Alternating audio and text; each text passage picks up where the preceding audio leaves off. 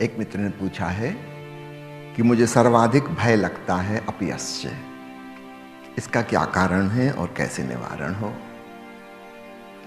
सबसे पहले यह समझने की कोशिश करो कि हम यश या प्रतिष्ठा या इज्जत क्यों चाहते हैं। हम जिस अहंकार के तल पर जी रहे हैं वह अहंकार दूसरों के सहयोग से निर्मित हुआ है। दूसरों के ओपिनियंस, अखबारों की कटिंग, उनके जोड़ तोड़ से हमारी एक प्रतिष्ठा बनी हुई है। हमेशा भय लगा रहेगा, दूसरे लोग अपना ओपिनियन बदल सकते हैं। आए दिन हम देखते रहते हैं बड़े बड़े प्रतिष्ठित लोग धूल धूसरित हो जाते हैं। जिनका बड़ा नाम था, यश था, इज्जत थी, उनकी सारी इज्जत मिट्टी में मिल जाती है। रोज हम ये होते देख रहे हैं। भय तो लगेगा ही लगेगा। तो कारण पहले समझ लो। हम जिसे स्वयं का होना समझ रहे हैं, हमारा ईगो, हमारा अहंकार, वह दूसरों पे निर्भर है। दूसरे आपको अच्छा आदमी कह रहे हैं तो आप अच्छे आदमी हैं। अगर चार लोग आपकी निंदा करने लगें, आलोचना करने लगें, खराब कहने लगें तो आप खराब हो गए।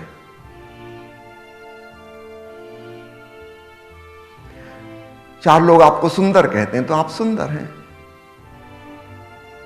अभी वो आपको कुरूप कहने लगे तो कुरूप हो जाएंगे। आप अपनी नजरों में कुछ भी नहीं हैं, क्योंकि आप स्वयं अपने आप को जानते ही नहीं हैं। आत्म अज्ञान की वजह से अहंकार है।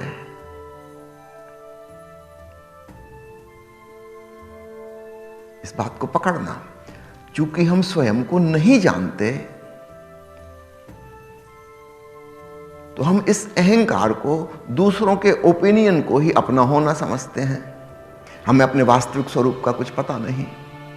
तो लोग मेरे संबंध में क्या कहते हैं वो बहुत महत्वपूर्ण हो जाता है। और फिर हमेशा इसके साथ डर लगा रहता है, क्योंकि लोग तो लोग हैं और लोगों को बदलने में जरा देर नहीं लगती। जिसके गुणगान कर रहे हैं हजारों लोग, जरा में गालियां देने लगते हैं। जिंदगी में सब चीजें परिवर्तनशील हैं। एक ही व्यक्ति सदा प्रतिष्ठित नहीं रह सकता, क्योंकि उसके साथ कंपटीशन चल रहा है। हजारों लोग प्रतिष्ठित होना चाह रहे हैं, उस स्थिति में पहुंचना चाह रहे हैं जहां तुम हो। वो सब प्रकार की कोशिश करेंगे एक दूसरे बदनाम हो जाएं, उनके बारे में अफवाहें उड़ा दें, कुछ आरोप लगा दें, उनकी बदनामी हो जाए। उनकी बदनामी हो तब इनका नाम हो सकेगा। थोड़े से ही लोगों का नाम हो सकता है दुनिया में। इसलिए हमेशा भय लगा रहेगा। तुम्हारा होना जैसा तुम फिलहाल समझते हो वह दूसरों के हाथों में है।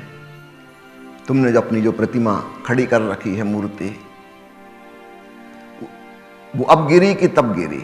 उसमें यहां वहां से कई डंडों के सहारे लगे हुए हैं, उनके द्वारा संभला हुआ है। वो जरा सा एक डंडा खिसका, मूर्ति झुकने लगेगी, गिरने लगेगी। चार छह डंडे खिसक गए काम से, सब मिट्टी में मिल जाएगा। सदगुरु ओशो ने जिक्र किया है एक बड़ी अच्छी उपमा से। जापान में एक मूर्ति है, मिट्टी की बनी हुई है मूर्ति है, बड़ी विशाल प्रतिमा है। लेकिन संयोग की बात, जिस मिट्टी से वह बनाई गई उसमें कुछ बीज रहे होंगे पौधों के, तो उसमें से कोई एक बीज पनप गया और उसकी जड़ें भीतर पूरी मूर्ति में फैल गईं। जगह जगह क्रैक्स हो गए, दरार पड़ गई। अब मुश्किल ये है, अगर उस वृक्ष को उखाड़ो, उन जड़ों को निकालो, तो पूरी मूर्ति चकनाचूर हो जाएगी। उसकी जड़ें पूरे में फैली हुई हैं और जगह जगह दरार पड़ गई। उन्हीं मूर्तियों से वो सारे टुकड़े खंड खंड आपस में जुड़े हुए हैं और वही जड़ उनको तोड़ने वाली साबित हो रही है। अब समझना, जिन लोगों के सपोर्ट की वजह से, उनके ओपिनियन की वजह से तुम्हारी यह अहंकार की प्रतिमा संभली हुई है, उन्हीं की वजह से दरार भी पड़ी है, उन्हीं की वजह से टूट भी रही है। ये मुसीबत है। डर तो लगा ही रहेगा, लगातार लगा रहेगा। जितने प्रतिष्ठित लोग हैं वे बड़े भयभीत लोग होते हैं, स्वाभाविक है। आम आदमी उतना भयभीत नहीं होता। जिन लोगों ने बड़ी इज्जत कमा ली वो निरंतर चिंता में रहते हैं। एक सज्जन को मैं जानता हूं, एमएलए हैं वो अपने क्षेत्र के। सुबह उठते ही से टूथब्रश भी नहीं करते, चाय भी नहीं पीते, सबसे पहले अखबार। उनके घर में 7-8 अखबार आते हैं, एकदम उलट कर देखते हैं वो। एक बार मैं देख रहा था कि कितनी फास्ट स्पीड से देख रहे हैं, उनका पढ़ नहीं पा रहे होंगे इतनी जल्दी तो, लेकिन नहीं, वो तो कहीं अगर मेरा नाम या तस्वीर दिख जाए फिर वहीं मैं पढ़ूंगा रुक के। कहीं किसी ने कोई बदनामी तो नहीं कर दी, कुछ उल्टा सीधा तो मेरे बारे में नहीं कह दिया। इनको रात भर इसी प्रकार के सपने आते हैं और ये जानते हैं कि इन्होंने जो इज्जत कमाई है उस क्षेत्र में वो कैसे कमाई है।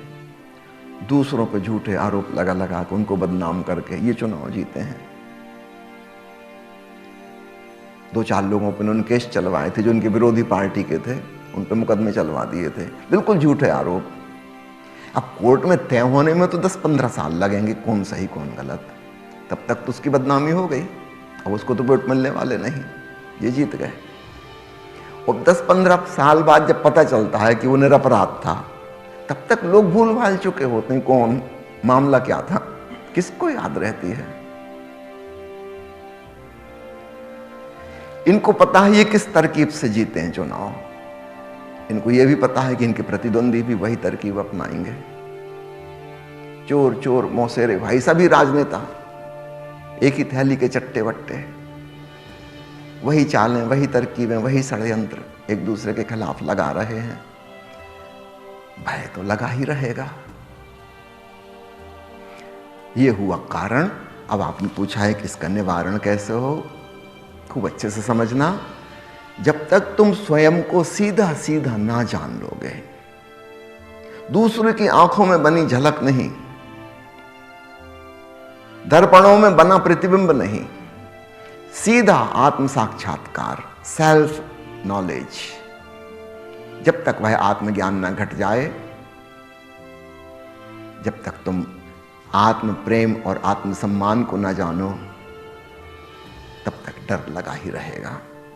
जिस व्यक्ति ने स्वयं को ही सीधा जान लिया, अब उसे किसी की चिंता नहीं होती कि लोग क्या कहेंगे। लोगों की जो मर्जी हो कहें, उसको क्या फर्क पड़ता है, वह तो सीधा ही अपने को जानता है। महर्षि पतंजलि ने योग शास्त्र में इसको कहा है डायरेक्ट नोइंग, प्रत्यक्ष ज्ञान। हमारा स्वयं के बारे में जो भी ज्ञान है वो इनडायरेक्ट नॉलेज है, परोक्ष, अप्रत्यक्ष है। दूसरों ने मेरे बारे में क्या कहा, वो मेरे बारे में क्या सोचते हैं, उसको जोड़ तोड़ के मैंने अपनी एक मूर्ति बनाई है। मैं स्वयं को जानता ही नहीं। इस भय से छुटकारा तभी होगा जब तुम सीधा स्वयं को जानो। और आत्मज्ञान का उपाय है ध्यान, मेडिटेशन।